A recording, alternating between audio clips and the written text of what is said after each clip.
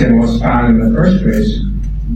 At least the first 5 founding members, to realize, what historical achievement that ASEAN has done and what the potential in terms of future with the current volatility that the world is doing, especially the world order now.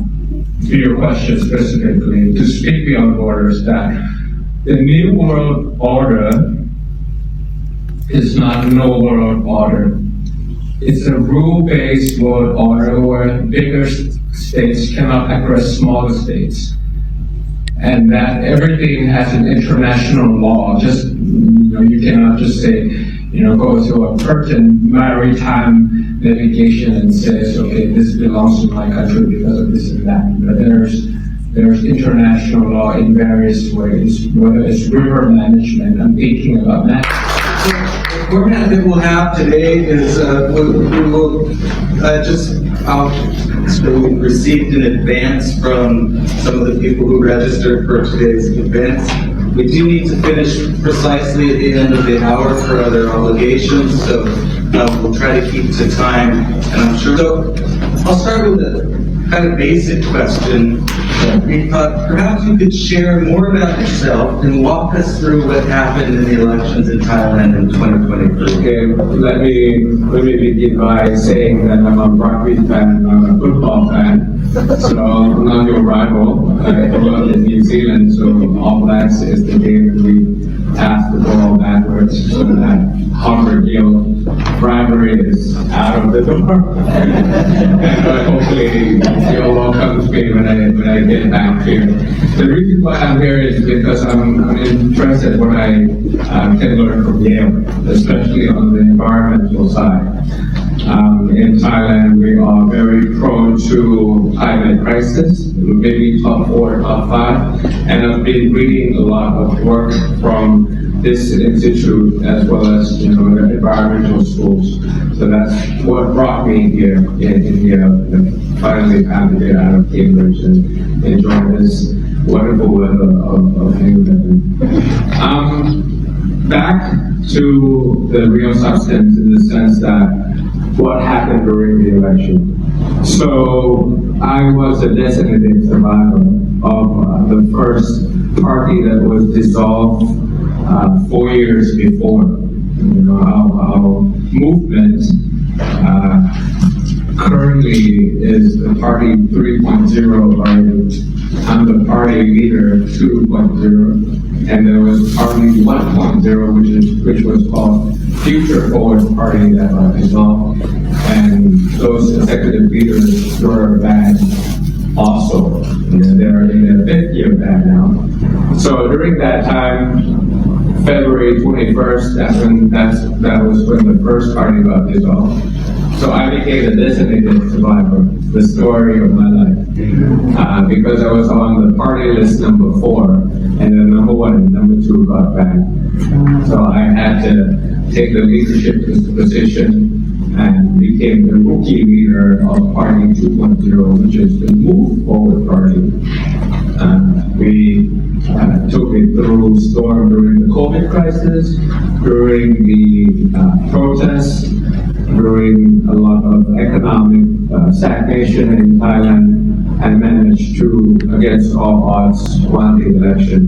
141 out of 500, and formed a coalition of 312 with 7 other parties, went into the National Assembly.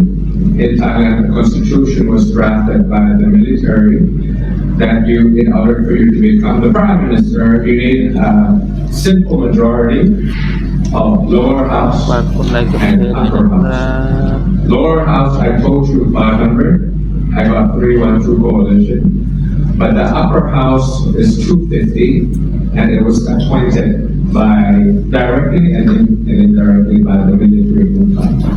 So I did not make that number of 376 because we're at 500 and by 250, that's 350. Simple majority is 376. I got 324 or something like that. And the reason was that quorum, the senators did not show up. 250 senators, only 200 show up, 50 did not show up. So I failed the first bid. And then I remember citing Kevin McCarthy out of all the people in the state's politics, because Kevin McCarthy, when he was trying to get to become the House Speaker, it took him 15 times, and my American friends here remember, so I remember citing it in the news that I probably had the second round, or the third round, or the fourth round, and I have my strategy in order to get more upper house votes and then return back to the lower house, make sure I got that 376 maybe in the third round or the fourth round. But on the second round of voting again and trying to get more votes from the upper house, there comes the Constitutional Court order to tell me that I'm suspended. So I had to walk out of the parliament about 15 minutes before the prime minister's election for the second time. So I had only one chance until the caveat.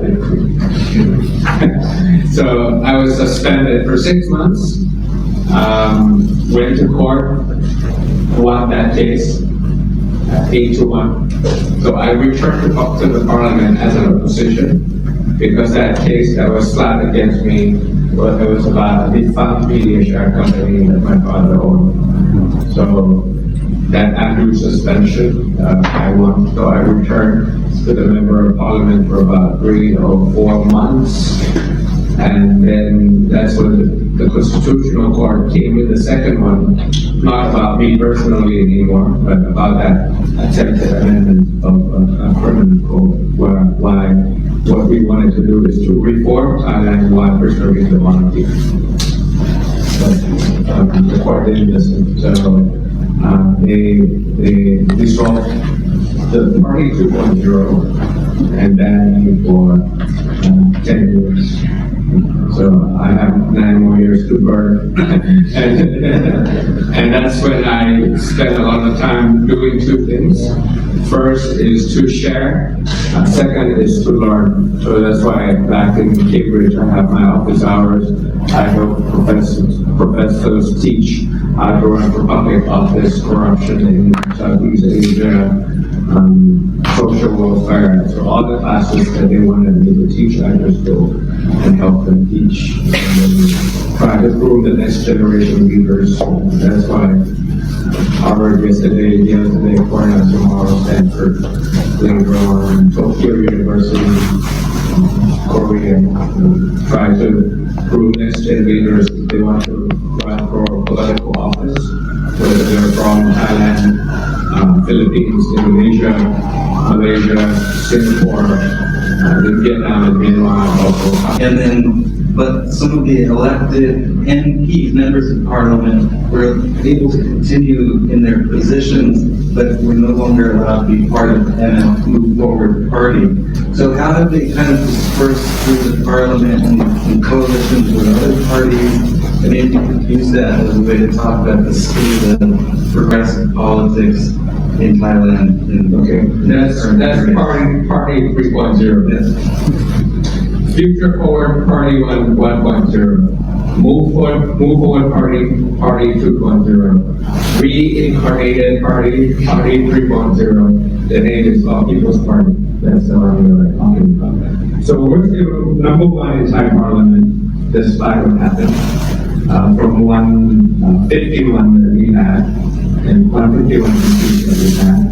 So they dissolved Party 2.0 about half the executive leadership like myself.